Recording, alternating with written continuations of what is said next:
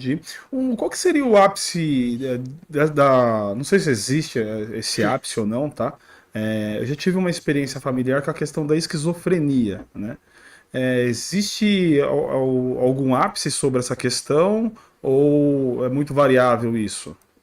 É assim, né? Quando você diz esquizofrenia, a gente está falando de uma condição médica, um transtorno psiquiátrico específico, que tem história natural da doença. Então, essa doença tem um perfil psicológico, um perfil específico, pré-doença, de pessoas que têm maior chance de desenvolver.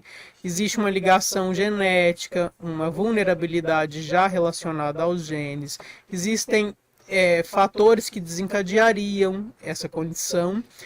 E existem sinais e sintomas relacionados a ela. Então eu te diria que quando eu penso esquizofrenia, eu estou falando de uma condição psiquiátrica muito bem definida, muito bem estudada e conhecida por nós especialistas, né, que avaliamos e tratamos essa condição.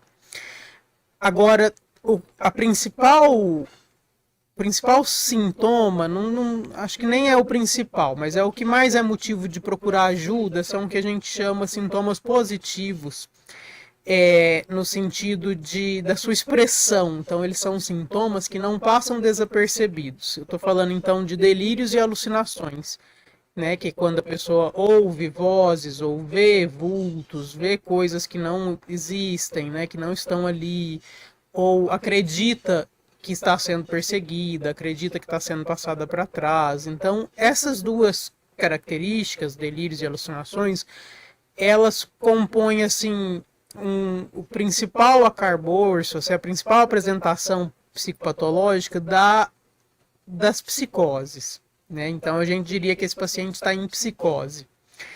E psicose aí é muito diferente, né? O que a maior parte das pessoas não percebem é que esquizofrenia é uma doença e psicose é uma condição diferente, é um estado mental que pode estar presente em diversas doenças psiquiátricas, em diversos transtornos, e que vai denotar, vai significar a degradação do estado mental. Então, eu estou te falando isso para combinar com o que você me perguntou, assim, se existe um ápice. Então, para a gente, quando a gente está diante de uma manifestação de psicose, isso quer dizer que houve um agravamento daquele estado mental, que aquela pessoa chegou num ponto que ela está muito mal, que ela está precisando de ajuda. Não necessariamente ela está com esquizofrenia, tá? A psicose que estaria na frente por exemplo, assim, seria um caminho para a esquizofrenia ou elas são caminhos unilaterais ali paralelos? Não, é assim, ó, toda pessoa com esquizofrenia tem psicose, Ah, tá. mas nem toda psicose é uma esquizofrenia. Você Entendi. tem, ao longo da classificação diagnóstica, né, que é o CID, que é a mais usada pelos psiquiatras, você vai ter, assim, transtorno, episódio depressivo, por exemplo. Se ele se repete, você vai ter um episódio depressivo recorrente. Entendi. Aí você tem classificações. Então, transtorno depressivo recorrente, episódio atual leve. No final dessa linha vai estar escrito assim: transtorno depressivo recorrente, episódio atual grave com sintomas psicóticos. Ah, entendi. Então, essa pessoa, quando ela chega num consultório, ela pode parecer um esquizofrênico, se você olhar Entendi. só para os sintomas psicóticos. Mas é através, então, da história clínica e de outras perguntas, de outros detalhes, é que a gente vai conseguir detalhar esse diagnóstico e o tratamento vai ser bem diferente. Entendi. Tem eu tive um podcast aqui que foi com um rapaz que ele tem um instituto, né? E ele trabalha com aquele negócio de tomar o ayahuasca, tá ligado? Que são essas coisas naturais que criam. É um barato que eles brigam falando que isso não é alucinógeno, mesmo que eles tenham alucinações. Né? Ou seja, o que é alucinação para mim, dentro da minha perspectiva? Eu posso estar errado, mas, por exemplo, assim, a partir do momento que você me tira da conclusão de realidade, é algo que estou alucinando, né? Pelo menos o que eu enxergo assim. Se aquilo não é existencial na minha realidade, eu estou alucinando sobre aquilo. Aí toma esses vertentes de chá, tal, né? Que acabam criando alucinações. Quanto isso é arriscado, por exemplo, para a pessoa que está utilizando isso? Para ela entrar nessa questão ou da psicose, da esquizofrenia, se ela tiver alguma tendência, sei lá, patológica para isso, se isso é possível? Bom, eu vou te dizer assim que eu não tenho conhecimento científico nessas áreas porque elas são muito pouco estudadas, né? Mas elas estão sim cada vez sendo mais estudadas.